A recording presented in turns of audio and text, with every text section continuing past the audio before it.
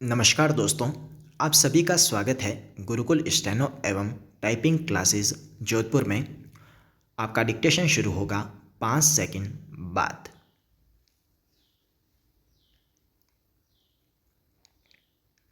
शुरू। मान्यवर केंद्रीय मंत्रिमंडल ने आज उत्तर प्रदेश में राष्ट्रपति शासन की अवधि 17 अप्रैल से 6 महीने तक के लिए और बढ़ाने का फैसला किया है। आज यह जानकारी दी गई है कि उत्तर प्रदेश में राष्ट्रपति शासन की वर्तमान 6 महीने की अवधि 16 अप्रैल को समाप्त होने जा रही है। उच्चतम न्यायालय में यह मामला लंबित है, इसलिए इस मामले को ध्यान में रखते हुए मंत्रिमंडल ने यह फैसला किया है। आपको पता ही होगा कि इलाहाबाद उच्च न्यायालय राज्य में राष्ट्रपति शासन लागू करने की घोषणा को पूर्व में निरस्त कर चुका है। फिर इसे उच्चतम न्यायालय में चुनौती दी गई थी, जहां पर यह मामला विचाराधीन रखा गया है। उच्चतम न्यायालय ने इलाहाबाद उच्च न्यायालय के फैसले पर रोक लगाते हुए केंद्र सरकार को निर्देश दिया था कि वह उत्तर प्रदेश विधानसभा को भंग न करके वहां सरकार के गठन की संभावना का पता लगाए। उत्तर प्रदेश में राष्ट्रपति शासन की अवधि बढ़ाने का प्रस्ताव कल सदन में पेश किया जा सकता है और यह बड़े खेद की बात है कि संसद का सत्र मार्च से 1 महीने के लिए स्थगित होने जा रहा है। इसलिए मंत्रिमंडल ने इसी बात को ध्यान में रखते हुए राज्य में राष्ट्रपति शासन की अवधि बढ़ाने का फैसला आज ही कर लिया है। पैरा। सूत्रों के अनुसार यदि इस दौरान उच्चतम न्यायालय का कोई आदेश प्राप्त होता है तो उस निर्देश पर कार्रवाई करने को भी सरकार तैयार रहेगी।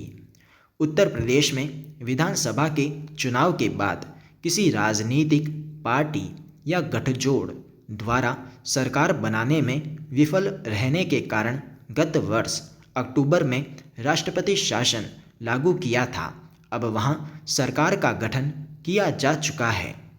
आज रक्षा मंत्री ने कहा कि भारत और चीन को परमाणु शक्ति से जुड़े मुद्दों पर आपसी विश्वास का माहौल पैदा करने की दिशा में बातचीत करनी चाहिए। इस सिलसिले में परमाणु परीक्षण के बाद से दोनों के बीच बातचीत में कुछ ठहराव आ गया था। इसी ध्येय को लेकर चीन के साथ कुछ प्रारंभिक बातचीत शुरू करने पर विचार विमर्श चल रहा है।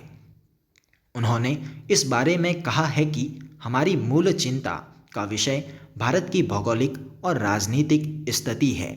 इसी मुद्दे पर चीन और पाकिस्तान के सामरिक संबंध इस विषय के दायरे में मापे जाने चाहिए। भारत और पाकिस्तान के बीच हुई वार्ता लंबी खिंच जाने से हमें निराश होने की ज़रूरत नहीं है, बल्कि दोनों पक्षों की ओर से बातचीत शुरू किया जाना एकमात्र सराहनीय कदम होगा।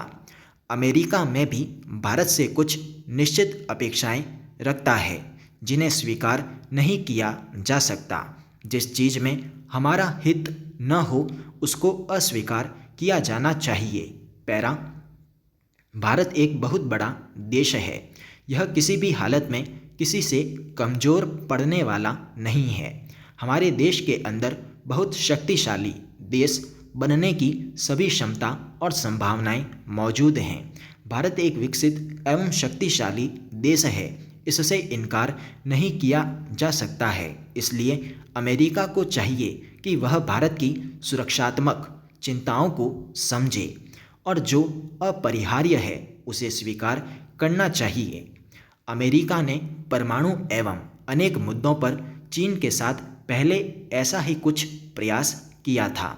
उन्होंने कहा कि अमेरिका को यह समझना होगा कि दुनिया बहुध्रुवी जगत की ओर बढ़ रही है।